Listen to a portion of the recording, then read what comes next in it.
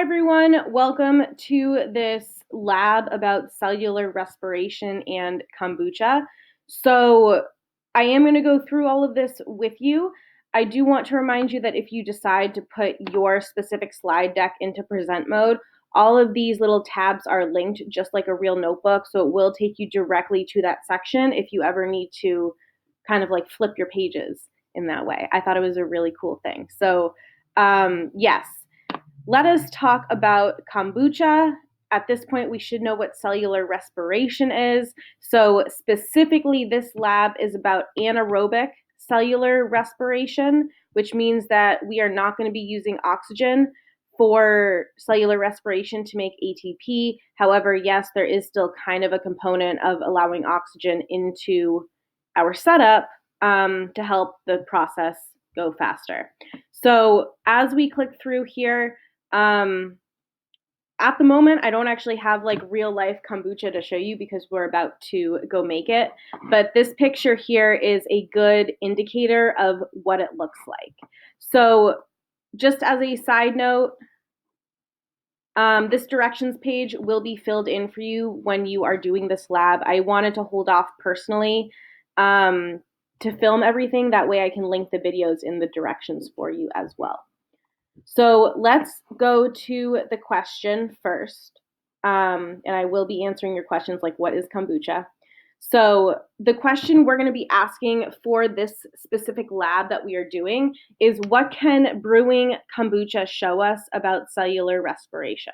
Okay, so at this point in time, you should be aware of what cellular respiration is. Like I said, I will be going into what kombucha is in just a moment. So before we go on, the equation is down here for you to look at for cell respiration. And then this picture here in the middle, this is showing you a kombucha jar with the liquid inside of it. And this thing here is called a SCOBY. And we will be talking about exactly what that is and what it does. And yes, it feels very slimy. And I wish we were in person so you could poke it yourself. All right, so let's move on to background information. And let's talk about what kombucha actually is. So kombucha is a fermented tea, so it's a drink. I kind of compare it to like a healthy soda. It's not like sweet by any means. We do add sugar to it, so it's a very light, sweet flavor. It's more really of like a sour or a bitter flavor as well. But it is a fermented tea drink, and so it does have some fizz to it, and that's why I compare it to a healthy soda. So it has the same feeling of drinking soda, but it's a very different taste. And also, supposedly, there are not a lot of studies that have been done. This is more like anecdotal. But supposedly there are health benefits to drinking kombucha. I am not supporting that statement. It is just what you will find if you scour the internet. So like I said, kombucha is a fermented tea drink. It's been made for thousands of years. I think they can date it back to like the hundreds, like the 600s in like China or something. But it's been around for a very long time. And so basically what's going on with kombucha is we brew some tea, and some of what the tea has inside of it will help us fuel cellular respiration because we are using a live culture of bacteria and fungi, specifically yeast. So the SCOBY, this thing right here, this SCOBY is actually a live culture of bacteria and yeast cells. So it is very much alive. So this thing right here is what is going to be performing cellular respiration in this lab.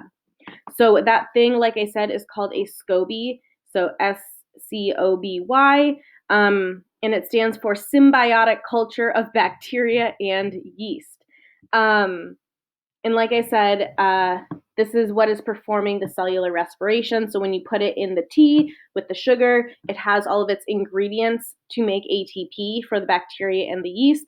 And then we get the byproducts of the carbon dioxide and the ethyl alcohol. So just as a side note, symbiotic means it works together. So it's helping. So, for example, maybe you and your parents have like a symbiotic relationship. You help each other out. Well, your parents basically like give everything to you. They give you a house to live in, bed to sleep in, clothes, food, warmth, love, hopefully. Um, and then in return, you give them the joy of raising you. So that would be a symbiotic relationship. So in this case, the bacteria and the yeast are being given the ingredients that they need to survive with cellular respiration.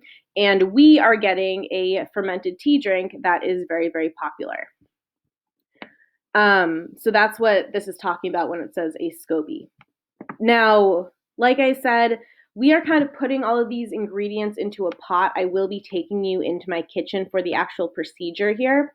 But basically, the bacteria and the yeast, bacteria will be performing the fermentation process or the anaerobic cellular respiration, and then the yeast will be performing cellular respiration, the aerobic style, the way that we're used to seeing it.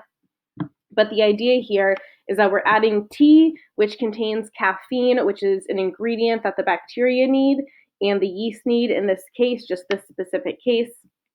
We are also adding sugar, which we need for cellular respiration, whether it's aerobic or anaerobic. And then we are also allowing oxygen or air to flow through. And that is where, again, we are getting some of the ingredients that we need specifically for the yeast. Now, in return with cellular respiration, the bacteria and the yeast, bacteria will be making ethyl alcohol, which is a little bit of alcohol. That's where like the bitter type of flavor comes from, or the sour type of flavor comes from. Very low alcoholic content. This is sold in grocery stores. Absolutely anybody can purchase it.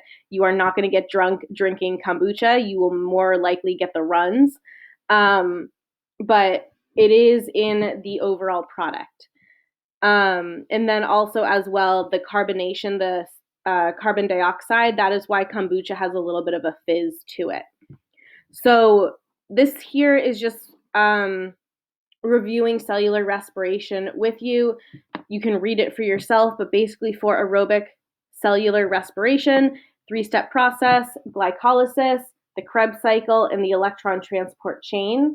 The difference between the yeast and the bacteria, the yeast will be going through this 3-step process. The bacteria, instead, they basically stop at glycolysis, and it's called fermentation instead. And so they're able to make ATP, and part of the fermentation process is making that alcohol as well. They are both making ATP, and so that is why they're able to survive. So we're kind of, the SCOBY is kind of like a class pet, you could say. We're keeping it alive, but we're also making some fermented tea in the process.